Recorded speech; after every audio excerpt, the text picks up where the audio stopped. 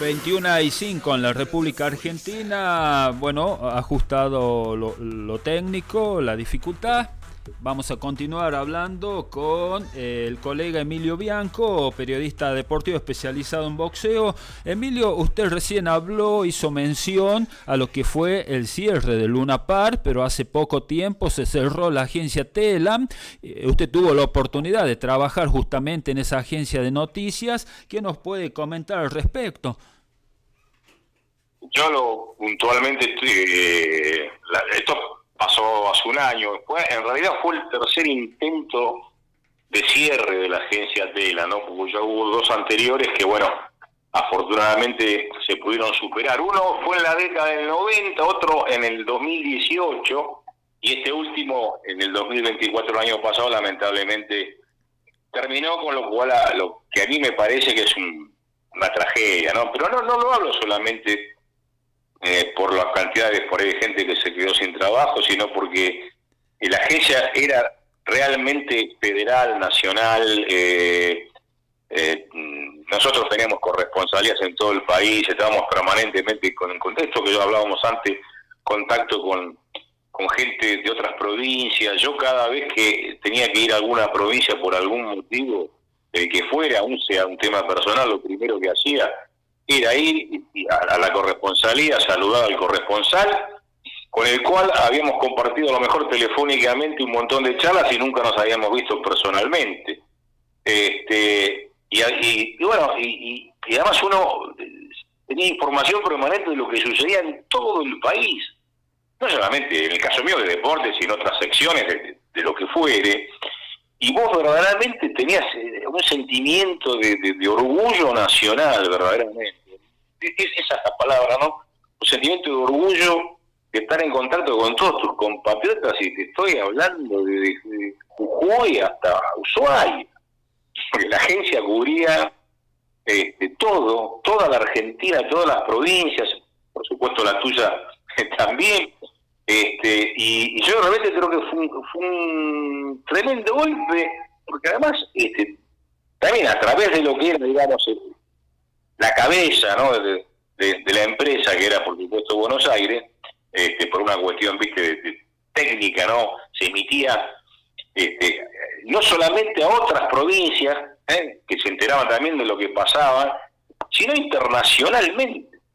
Yo he tenido la oportunidad, a mí lo puedo contar como ahorita, a mí me ha pasado de gente que me ha comentado en Francia, por ejemplo, de que un material periodístico que había salido por Telam y que su origen no era Buenos Aires, sino que su origen era una provincia, y que estuvieran al tanto de eso que había pasado, es decir, ponía a la provincia en el mundo.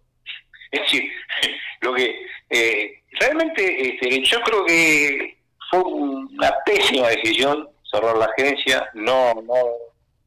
Por otra parte, desmiento categóricamente versiones que se hablaba de que la agencia había ñoquis, que había... Miren, yo trabajé más de 40 años en la agencia y estoy en condiciones de decir, yo si los hubo no los conocí, quisiera saber dónde estarían, pero no, la verdad que era muy fácil saber si había alguna irregularidad, y lo que fuere, era muy fácil de detectar.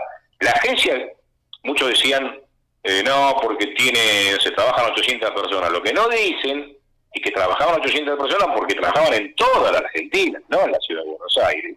Y además, la agencia en los últimos años incorporó un montón de plataformas periodísticas que antes no existían. Se puso el servicio de radio, inclusive se generó un diario que se nutría a muchos diarios del interior sobre el panorama internacional, de tal forma que los diarios del interior tenían que dedicarse específicamente a lo local, porque venía como una especie de suplemento internacional que lo suministraba Telam Central.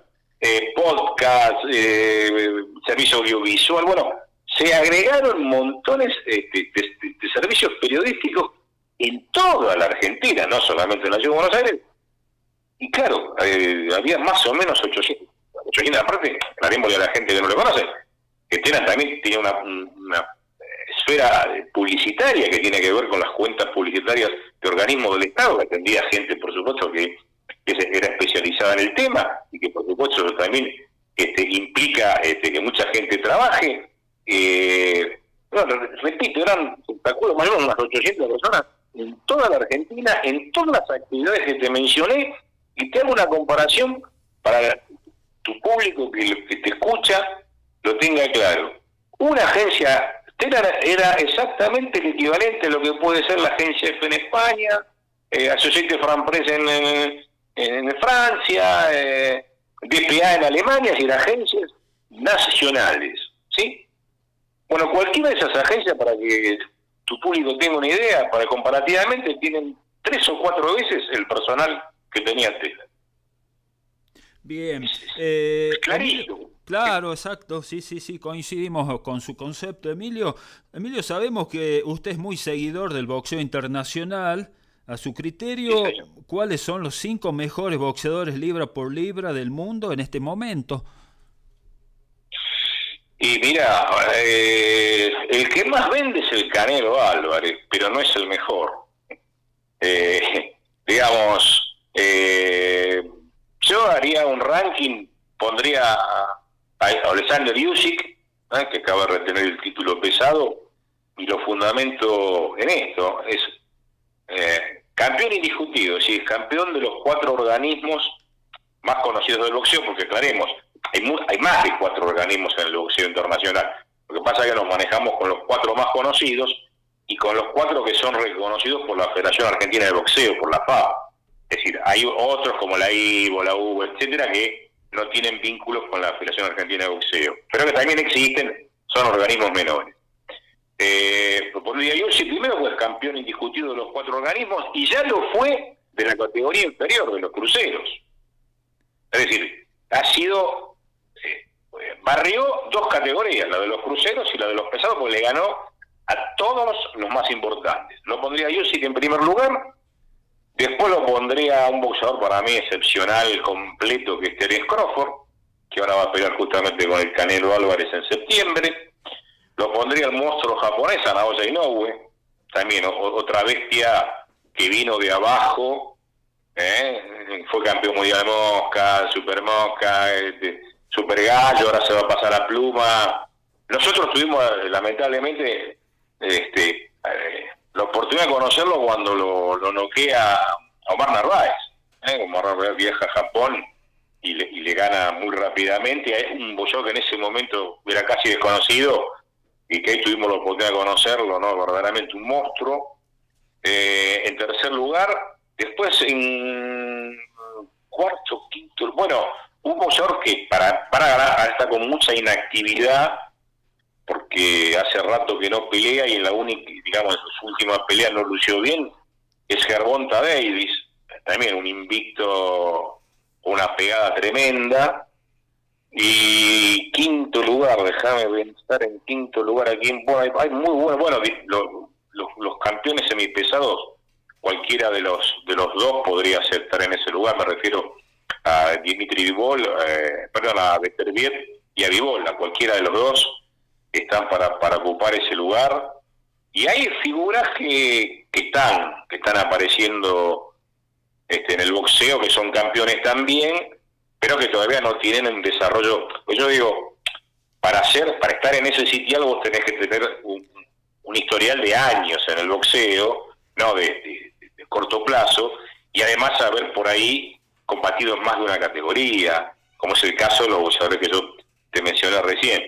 Y no incluyo, por ejemplo, a una leyenda del boxeo como Manny Pacquiao, que volvió al boxeo hace poco, por una cuestión que, bueno, no sabemos si el retorno de Manny Pacquiao ha sido una circunstancia o si piensa seguir ligado al boxeo.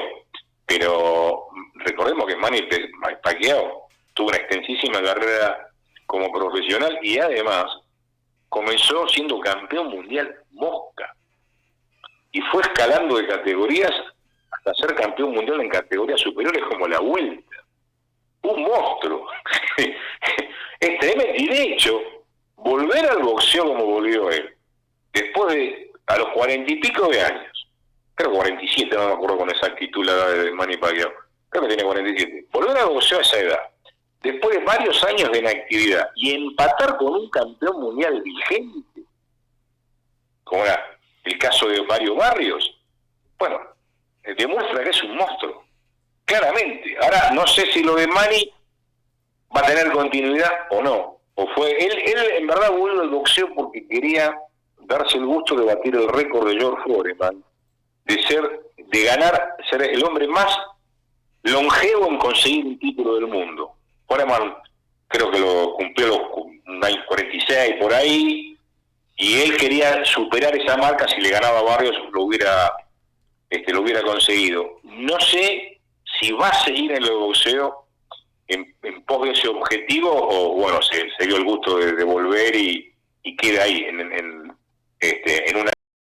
un monstruo como lo fueron otros boxeadores retirados, que bueno, Floyd Mayweather, de Oscar de la Hoya, ni hablar de los históricos de la década de los 80, los 70, los 80, los Ray Leonard, etcétera, ¿no? Bien, Emilio, ¿qué representó para usted haber escrito el prólogo del libro El boxeo y yo de Julio Ernesto Vila?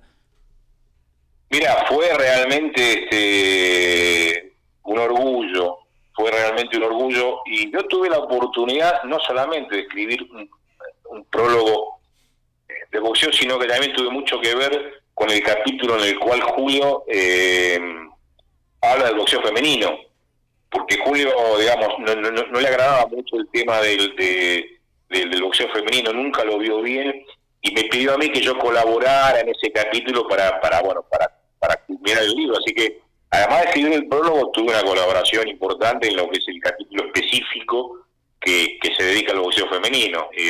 Yo con Julio tenía una relación excelente, primero que nada admiración, porque era un periodista de raza, un periodista para admirar, un ser humano excelente, un hombre, una honestidad intelectual increíble.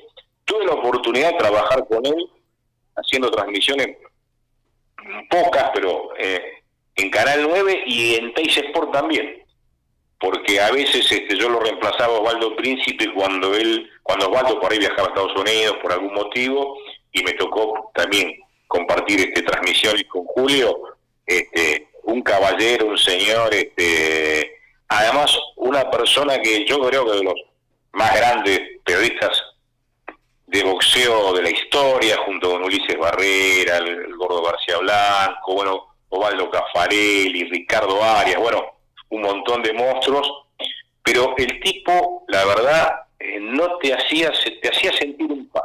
Él que era un monstruo realmente, y uno que por ahí todavía estábamos en el camino con la consolidación, el tratamiento a la par, jamás hacerte sentir una figura y vos no. En ese aspecto yo valoro mucho eso también, valoro mucho lo humano.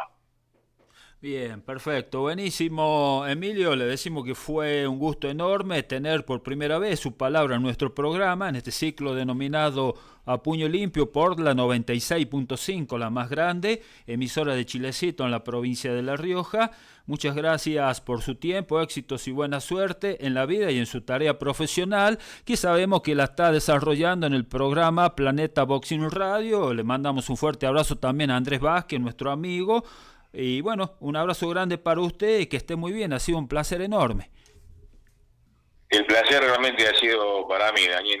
A mí, te repito, me encanta poder hablar con colegas, sobre todo del interior de la Argentina, que hacen muchísimo por el boxeo. Y a tu disposición, cuando quieras volvemos a charlar, porque para mí es un placer.